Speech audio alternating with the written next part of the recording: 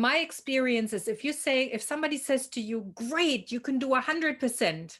So now I'm going to give you more so you can do 110%. And you go, sure, I can do that. Next time around, they will say, you can do 110%. Excellent. I'm going to give you more. You can do 120%. Right? So when we don't set the boundaries and say, this is what I'm actually capable of doing, people will push us more and more. It's the curse of the competent. But what it means is you will have to do more and more and more. And it's not that so the important thing is not to say, like people will go, no, I can't do that. That's too much, whatever it might be. But it's about saying, okay, so you want me to do this. Does that mean I still have to do that? Which one of those things do I prioritize? Because a lot of the time, the people who ask you to do more don't really know what's involved in your role. And if you keep saying yes to everything, they will think you can do it. Often people will go, they have this antibody response. The boss says, now, this is, by the way, this is part of your job now, and we're taking this away. And people either go, okay, I will do it. And they go into what I call compliant child mode, because the parent has told them they have to do something. Or they go into rebellious child, and forgive me, they go, you don't tell me what to do, right? No, I'm not going to do that. Or what do you think you're doing? Neither of those are really useful, okay? Because let me put it this way, if you have people working with you, either you lead yourself or you lead other people, you want to come from that place of adult. An adult is somebody who negotiates their own needs. They don't sit and say, oh my God, I'm totally dependent on somebody telling me what I should be doing, or again, you don't tell me what to do. So it's the eye to eye, seeing eye to eye. And if you're a leader and you want your people to step up, it's really important to teach them how to negotiate. A lot of people will say, why would you want to do that? That makes no sense, because then people won't do what you ask them to do. Well, do you want people to think what you teach them to think, or do you want to teach them how to think? But if you have people around you who are either coming from rebellious or compliant child, who go, okay, I'll turn myself into a pretzel, or they go, no, I won't do that. You don't have people who step up. You have people who stay in the box. Have you considered this? What about this? I have somebody's brain being fully operational and giving me feedback in such a way that my business can really prosper and grow.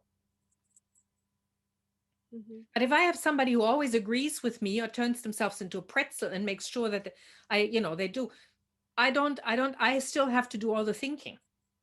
So my invitation would be, notice when you disagree with somebody and saying, tell me more about that. What are your thoughts behind this? And then what you do is you talk to them about, so this is why I think this may or may not work, but let's work it out. Let's see what will happen. Yeah. And the important thing is also recognize that they have needs. So people sort by sameness or by difference. So and there's a whole bandwidth in between. So if you have somebody who's really change resistant because they like doing the same things over and over again, it's going to be really, you have to tread really carefully, because if you overload them with too much change, they will completely stop functioning. This whole thing about fake it until you make it. That's what creates that persona. I'll build a shell around me, and eventually I don't know who I am anymore, because I'm constantly going, oh, okay, it's all good. No, yeah. But what you can do is again, the self-awareness. It's about saying, look, I have never been in this situation before. Let me work this out. Or if you don't want to go that far, you can say, that's a great question. Let me think about it. You don't have to know everything. You really don't. Yeah. The important thing is that you trust yourself. The self-awareness is to say, enough now. Okay, I've stretched enough. I need to rest. I need to recharge, whatever it might be. So when somebody gets into a new role, I generally recommend you make yourself a list of all the things that you want to accomplish, right? Mm-hmm. But you don't put them in as everything all at once. You look at what you need to prioritize, and then you make yourself a plan. This week I'm going to focus on this. This week I'm going to focus on this. So you will have things that are your competence, but you also have a list of the people that you work with, then new trainings, new systems, whatever it might be, and you spread it out. I generally go do lots of post-it notes, stick them up, and then start organizing them in order of priority. Just spread it out, okay?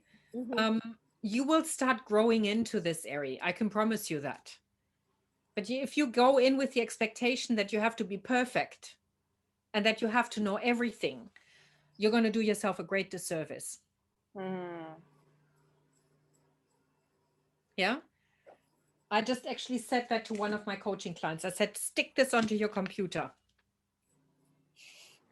Be Ah. gentle with yourself. So start small, start with small steps. And again, the more you build the confidence in yourself now, the easier it's going to be to do that when you've got people you're leading. That's true. Don't wait until you've got somebody who can delegate to. The world is changing so quickly, which is why we're having this session, that you don't need to know everything. And again, it's not about being perfect, it's about progress. You can't expect to have the same skills that you have in 5 years you have now. You'll grow into that. So again, be gentle with yourselves. Yeah. You wouldn't be in this role if you didn't have if you didn't if you haven't hadn't proven that you're willing to learn and that you've got what it takes to step up. Remember that.